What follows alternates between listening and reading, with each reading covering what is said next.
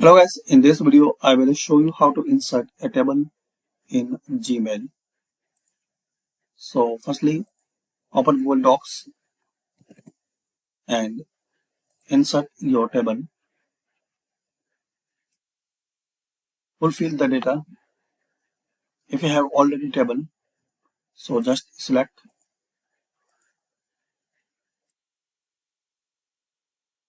and Control C.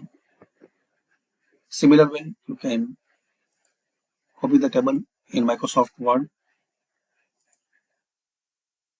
You can create table in Microsoft Word also. Click on Insert and Table.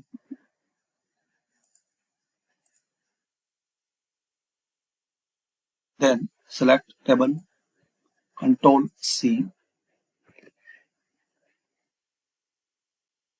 open Gmail, compose address where you want to send this table, subject. Now click this body area and press Ctrl V. So as we can see, we have this table.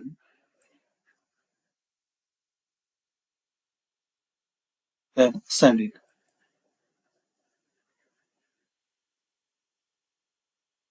So this is the video guys to insert or to send table in Gmail. Thanks for watching.